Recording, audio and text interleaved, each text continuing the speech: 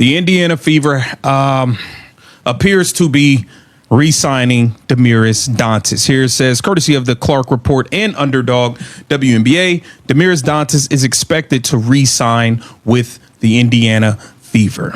The Indiana Fever just made a roster move, and fans are not happy. Not even a little. After an entire offseason to build something special around Caitlin Clark, this is what the front office came up with.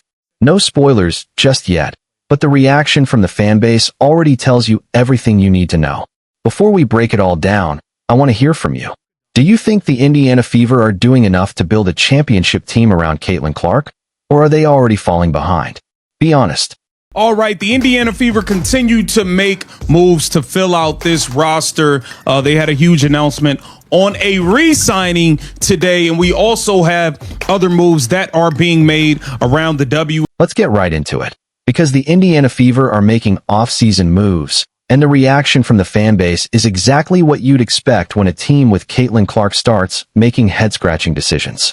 Here's the big news. The Fever are expected to re-sign Damiris Dantas. That's the move. That's what everyone's talking about. According to reports from Clark Report and Underdog WNBA, Dantas is coming back to Indiana. And before we even debate whether this is a good or bad signing, just take a second to look at the reaction, because Caitlin Clark fans are not celebrating. Not even close. The frustration is real. This is a fan base that's been waiting all off-season for Indiana to build something serious. A roster that actually looks ready to compete at the highest level. A team that can make a deep playoff run. A team that doesn't leave Clark out there doing everything while the rest of the roster feels like it's being held together with tape. And instead, this is the move they get. Calling the reaction underwhelming would be generous. One of the people who wanted Kelsey Mitchell back, you want Lexi Hall back, you want Sophie Cunningham back, you want all of them back. Signings like this is all the Indiana Fever are going to be able to do outside of paying a starting level. But here's where it gets complicated, because the anger, while understandable, is aimed at the wrong target. The Dantas signing isn't the problem. It's the symptom of the real problem. And if you don't understand that, you're going to spend the entire season frustrated over the wrong things.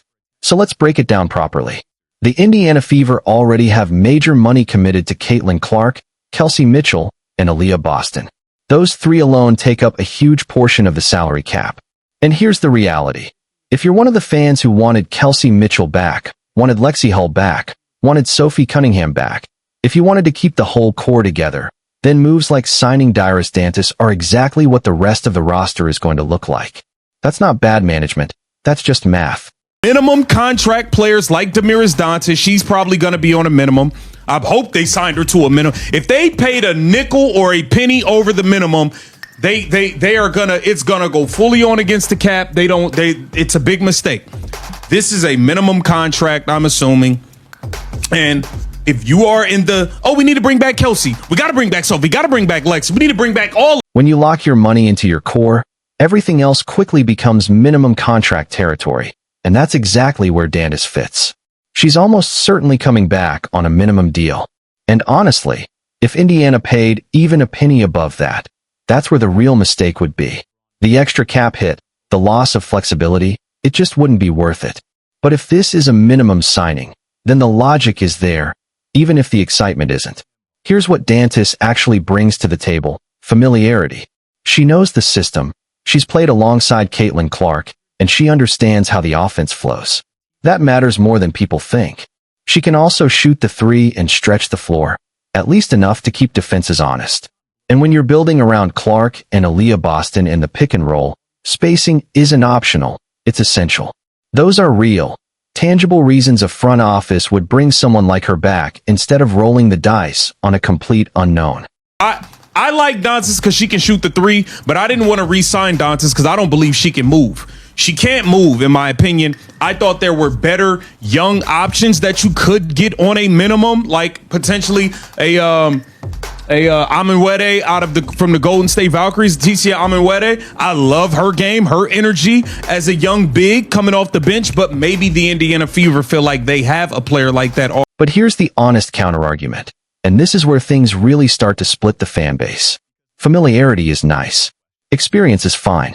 But what Dantas can't do is keep up with the pace this offense needs to operate at, especially against the top teams in the WNBA. That's the real concern. When you have a player coming off the bench who struggles with lateral movement and overall athleticism, it becomes a genuine limitation. Yes, the floor spacing matters. Yes, the shooting matters. But if she can't defend in space, if she can't stay in front of quicker players, if she can't match the league's top athletes, those shooting percentages start to mean a whole lot less. And here's where fans really start asking questions. Because there were other options at that same price point. Younger players, more athletic players, players with real upside, like Twayman from the Golden State Valkyries, a high-energy big who brings exactly the kind of spark a second unit needs. That's usually the type of player you take a chance on when you're trying to elevate your bench. Young, hungry, athletic, and playing with something to prove. Instead, Indiana went the safe route, the familiar route. They brought back someone who already knows the system. Now, maybe the front office believes Michaela Timpson already fills that athletic big role. Maybe the idea is simple. Timpson brings the energy and athleticism, while Dantas provides spacing and experience. On paper, that balance could work. But fans aren't judging this team on paper. They're looking at the bigger picture. And the real question they're asking is simple. Is this team actually better than last year? Because last year wasn't a failure. This team made the semifinals before falling to the eventual champion Las Vegas Aces. That means the bar isn't low, it's actually pretty high. And you don't build on a semifinal run by running it back with the same minimum level pieces and calling it an off-season. That's where the deeper frustration comes from. It's not just about Dantas. It's about the fear that Indiana is about to run the entire roster back. Natasha Howard, Ari McDonald, Odyssey Sims. The same names. The same roles. A team that looks almost identical to what we saw 12 months ago. And that's a problem. Not because last year's team was bad, but because it wasn't good enough. It leaned heavily on Caitlin Clark's brilliance and moments of heroics. That's not a sustainable ceiling for a team that should be aiming for a championship. This roster needs something different. Youth, athleticism, fresh energy. Something that actually changes the dynamic. Because standing still in the WNBA while other teams are getting better, that's not staying the same. That's falling behind. And there are two areas that simply cannot be ignored. First, starting power forward. They need a legitimate, reliable starter at the 4, someone who can stretch the floor, knock down threes, and create real spacing for the Clark, Boston pick and roll to operate at full efficiency.